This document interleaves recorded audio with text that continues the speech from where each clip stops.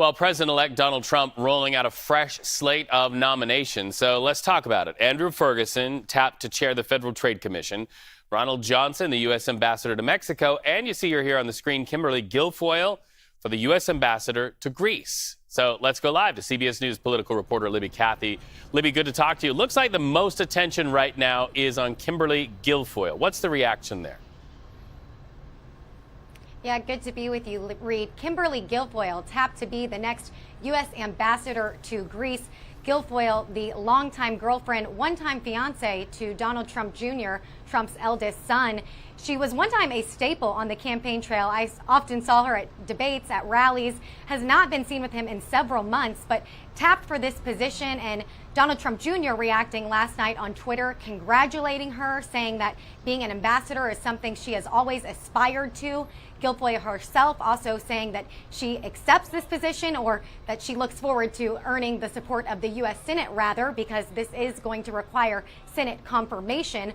But Guilfoyle being nominated really just follows this trend of Trump elevating those who, one, have been loyal to him, that have ties to his family, and two, that are experienced on television, that are good speakers. Of course, Guilfoyle got her start as a Fox News host, and really before that, she was an attorney, a prosecutor in California. That's how she met Gavin Newsom. At one time was married to him, but more known now in the MAGA circles for being this longtime girlfriend to Donald Trump Jr. And while they may not be together anymore, she will likely be going to Greece pending Senate confirmation for this highly coveted diplomatic position, Reed.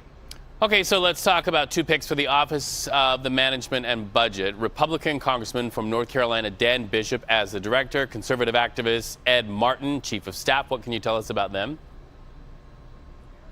Yeah, I'll say the Office of Management and Budget, not really well known, but hugely powerful. Administers the federal budget, oversees all federal agencies, and works closely with the president in the West Wing. So you mentioned Ed Martin. He is from Missouri, the Republican state party leader. He was also at the Capitol on January 6th and was subpoenaed by the January 6th committee for being there and for being a leader in the so-called Stop the Steal movement. So that pick raising eyebrows among some, but again, following this trend of Trump rewarding loyalty, even if it's not loyal to the actual facts of the case. Also, Dan Bishop. I often saw Congressman Bishop on the campaign trail with Trump in North Carolina, so rewarding that loyalty again, but also pulling from Republicans' already slim majority in the House of Representatives. So Bishop will have to leave his seat in North Carolina to fill this role in OMB, but those are just two of the flurry of picks out of Mar-a-Lago last night. It's kind of become a nightly ritual here,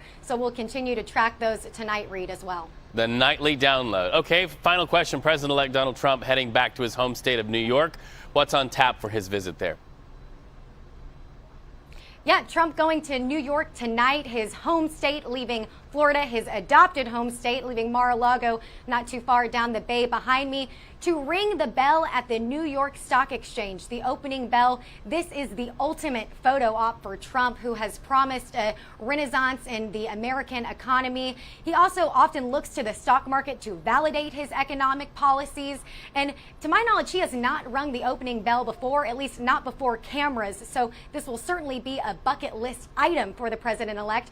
I will say that incoming First Lady Melania Trump has rung the opening bell at the New York Stock Exchange. She did that during Trump's first term to promote her Be Best initiative. So we will be tracking Trump leaving Florida tonight and in New York tomorrow, Reed.